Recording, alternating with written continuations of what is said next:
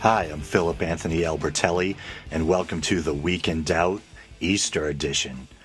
Before I get started on today's topic, I wanted to take care of a couple of little things first. I wanted to thank a couple of people and also make some corrections. First, I want to give a shout out to my good friend Joe K. I won't give his last name. I've been giving a lot of thought to my policy of giving people's full names when I thank them or give them shout outs. And I'm trying to do the responsible thing.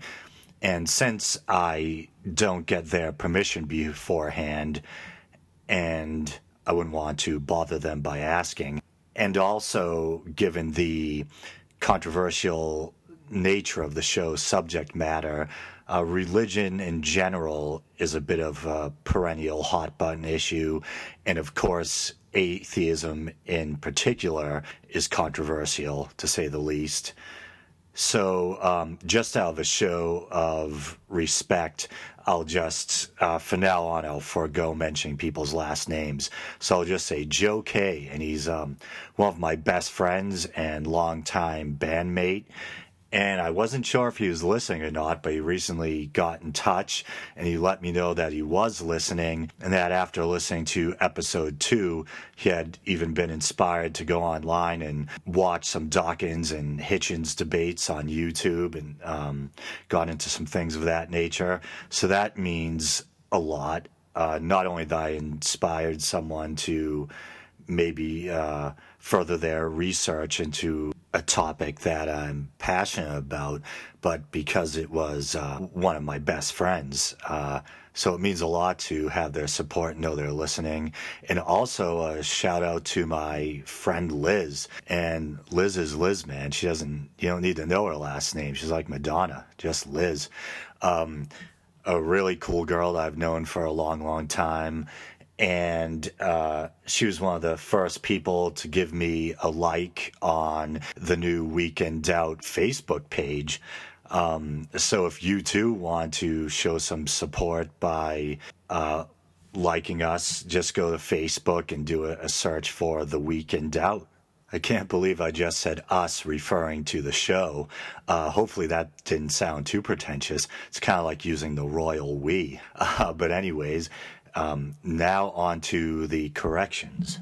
Last week's show was dedicated to the Shroud of Turin. And briefly, in passing, I had mentioned the connection or supposed connection between the Shroud and another religious artifact known as the Mandylion. And in fairness to me, I did mention, not to quote me on my translation of the word Mandylion, and I kind of tongue-in-cheek said that I had remembered it meaning something like little towel or face cloth or something like that. And so I wanted to do some homework after the fact, and I found some opposing explanations for what the etymology of the word Mandylion is. One source said that it's kind of a mysterious Greek Byzantine word that isn't used in any other context. And another source said that it was derived from a Latin word, which I'm not sure the pronunciation, but it's spelled mantile, Mantile, not to be confused with the Rammstein song Mein Teil. That's something different, which supposedly means face cloth. So it looks like I actually wasn't that far off, but I just wanted to follow up on that. And another possible correction, I was talking about one of the what I don't want to be too mean, but what I considered one of the crackpot theories about the formation of the image on the shroud. And I talked about this one woman who had put forth the idea that the shroud was made via some kind of artistic medium, but it was made in the tomb during the first century, while a devout follower or an artist basically looked at the cadaver or the corpse of Jesus and copied his image onto the cloth. And I still think that sounds pretty nutty on face value. And I went into my explanations about why I thought didn't make a lot of sense. First and foremost, because ancient Jews were forbidden from creating graven images or likeness of the human body. So it seems highly unlikely. But I think where my mistake was, I think I used the verb sketch to describe how she theorized the image was formed.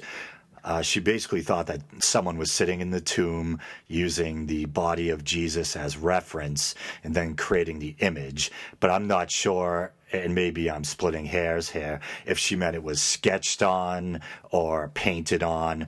But basically, she believed that the image was formed by some artistic medium. I also think I may have misspoke when referencing my own beliefs. This might not have been the Shroud of Turin episode. It may have been the previous episode, which would have been episode 4, part 1. Just sound like I was referencing a Star Wars movie there. But I was talking, as I am wont to do, about that overlap between the terms atheist and agnostic, and how, unlike what some people may believe, a sensible atheist would never claim to know for certain 100% that there was no God, or claim to prove 100% that there wasn't a God. And that kind of takes you into the realm of, where you can't really disprove a negative. And so I was talking about my aversion to labels, and I think at one point I said you could, if you wanted, probably describe me as being severely agnostic or 99% agnostic. And even as I was saying that, it sounded awkward.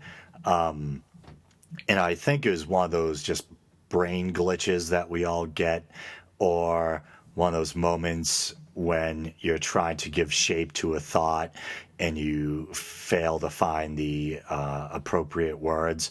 I think probably what I meant was that I'm so agnostic that I question so much whether or not there's a God. That's probably safe to consider me an atheist if you want to. And once again, addressing that overlap, you could probably technically consider me agnostic or atheist. And I remember when first describing myself as severely agnostic, it brought back a childhood memory, maybe middle school or high school. I was always known as kind of the school artist. Perhaps it was my saving grace among all my flaws or shortcomings. But I'd come home and wanted to proudly tell everyone how I was voted most artistic. And I think it was one of my older brothers and a kind of mean-spirited friend of my sister's went off on this riff about how, are you sure they didn't mean most autistic? And if you're listening and you know me, that might make a certain amount of sense, since sometimes I am pretty dreamy-headed and kind of in my own inner world.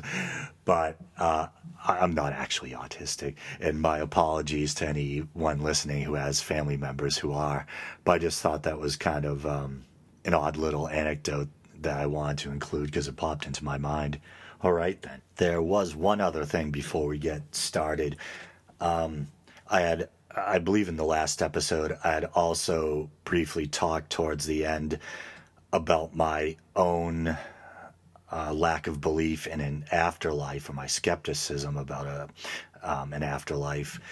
And I had talked about, I think I was trying to cheer up the audience, how if you're not a believer and you were still hoping for some kind of afterlife, the possibility of one at least, that there were some quantum physicists and there are some philosophers out there who have all sorts of kind of wacky, but who knows, maybe plausible ideas. I'm not a quantum physicist myself, about how consciousness may be able to exist outside the body or survive death, as kind of crazy as that might sound. And I was recently watching an iTunes U video called The Nature of Reality. You may want to do a search for it on iTunes. And two of the panelists are Deepak Chopra and Michael Shermer of Skeptic Magazine, and also a handful of quantum physicists and one or two other scientists.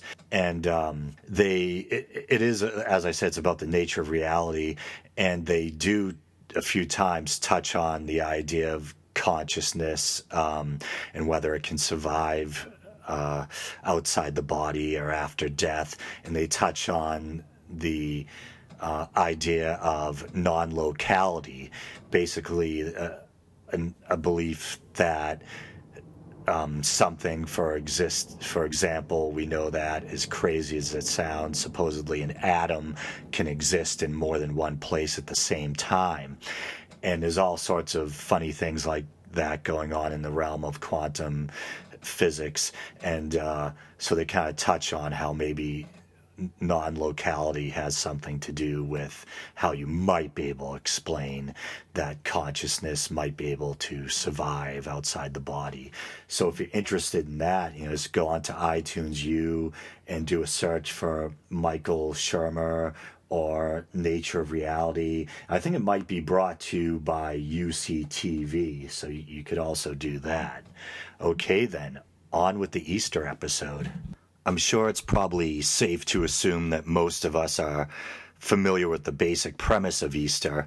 It's, of course, a central Christian holiday on which the resurrection of Christ is observed or celebrated, and it follows Good Friday, on which the death and crucifixion of Christ is commemorated. Even though the period of time we refer to as AD, Anno Domini, or perhaps the more PC term now is the Common Era, or CE, supposedly starts with the birth of Christ, historians are still uncertain of the exact year of Jesus' birth, which also leaves us some play in the possible range in which the death and resurrection supposedly took place as well.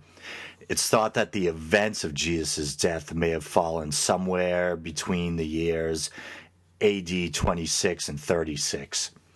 People use passing historical references found in the Gospels and also outside books to try to pinpoint the date. But delving into that any further could probably eat up an entire episode on its own. The date of Easter was established during the First Council of Nicaea in 325. I have to stop for a moment and say that the Council of Nicaea was one of those things that when I learned about it when I was younger, it really helped to illustrate to me the man-made nature of religion. In case you're not familiar with it, the First Council of Nicaea was a council of bishops convened by the Roman Emperor Constantine, often referred to as the first Christian emperor. The exact nature of Constantine's evolving spiritual beliefs are still, I suppose, somewhat debatable. But anyway, the main goals or accomplishments of the council were to not only establish a date for Easter, but also attempt to settle the ongoing question of the nature of Jesus. How divine was he versus how mortal was he? Was he one and the same with the Father? But on the matter of Easter, the council decided that Easter should be observed the first Sunday following the Paschal full moon, following the vernal equinox. As for the etymology of the word Easter, and this is one of those things I thought I was pretty sure of, but I wanted to double check just in case. The word appears to come from the name of a pagan Anglo-Saxon goddess. I've seen the name on paper many times and still have no idea how to pronounce it. Perhaps it's pronounced similarly to our modern pronunciation of the word Easter itself.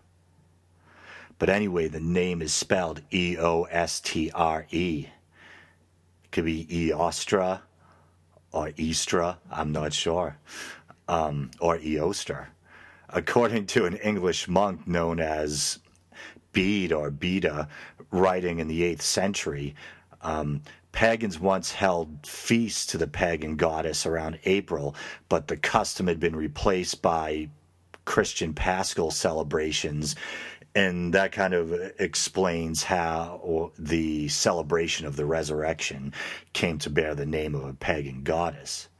It was pretty much Easter as we know it. The celebration of the resurrection was pretty much grafted on top of a existing pagan holiday, which we kind of see often with Christmas, which I think I talked about briefly in perhaps the first episode, where the 25th of December was originally a celebration of the birth of the Persian god Mithras, who's popular in the classical world.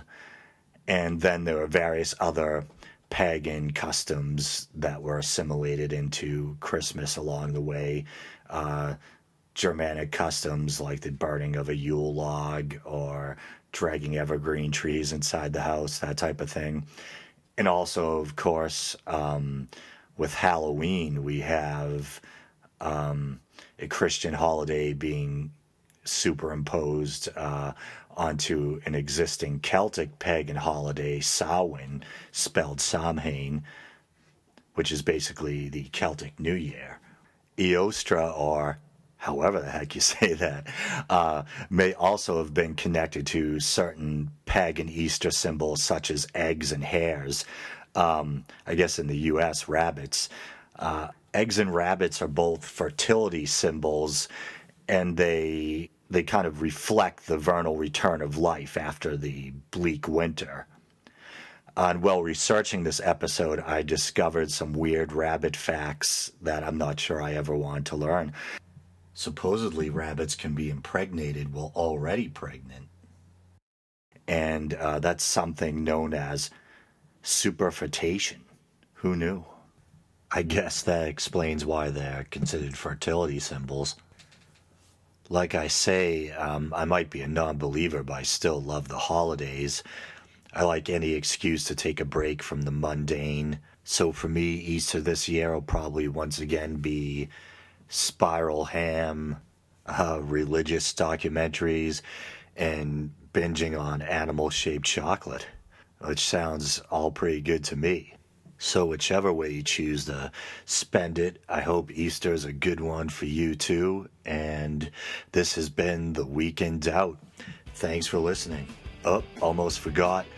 I'm not sure how many of you are listening through iTunes. If so, you can visit the actual site at palbertelli.podbean.com / P. Albertelli is kind of one word. palbertelli.podbean.com / And also, as I mentioned earlier, you can go and like us on Facebook also. Any support is much appreciated. Thank you.